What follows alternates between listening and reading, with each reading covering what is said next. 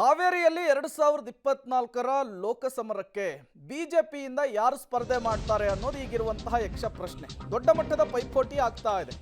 ಈಶ್ವರಪ್ಪ ತಮ್ಮ ಮಗನಿಗೆ ಲೋಕಸಭೆಯಲ್ಲಿ ಟಿಕೆಟ್ ಅನ್ನು ಕೊಡಿಸಲಿಕ್ಕೆ ತುಂಬಾ ಓಡಾಡ್ತಾ ಇದ್ದಾರೆ. ಸಂದೀಪ್ ಪಾಟೀಲ್ ಹೆಸರು ಅಭ್ಯರ್ಥಿಗಳ ರೇಸ್ನಲ್ಲಿದೆ. ಈಶ್ವರಪ್ಪ ಕೂಡ ಪುತ್ರನಿಗೆ ಟಿಕೆಟ್ ಕೊಡುವಂತೆ ಕೇಳ್ತಿದ್ದಾರೆ. ಹಲವರ ಹೆಸರು ಕೇಳಿ ಬರ್ತಾ ಇದೆ. ಹೈಕಮಾಂಡ್ ತೀರ್ಮಾನವೇ ಅಂತಿಮ.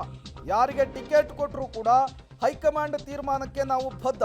ಬೆಂಗಳೂರಿನಲ್ಲಿ ಮಾಜಿ ಸಿಎಂ ಬಸವರಾಜ ಬೊಮ್ಮಾಯಿ ಅವರು ಹಾವೇರಿ ಲೋಕಸಭಾ ಕ್ಷೇತ್ರದ ಟಿಕೆಟ್ ವಿಚಾರಕ್ಕೆ ಸಂಬಂಧಪಟ್ಟಂತೆ ಮಾತನಾಡಿದ್ದಾರೆ.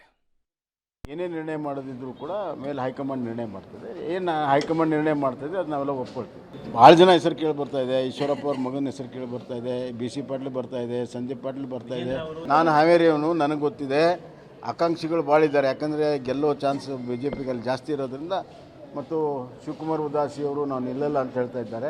ಇನ್ನು ಅವ್ರದ್ದು ಕೊನೆಯ ನಿರ್ಣಯ ಇನ್ನೂ ಹೊರಗಡೆ ಬಿದ್ದಿಲ್ಲ. ಕಾದು ನೋಡೋಣ. ಆದರೆ ಯಾರೇ ನಿಂತರೂ ಕೂಡ BJPನೇ ಗೆಲ್ಲೋದು.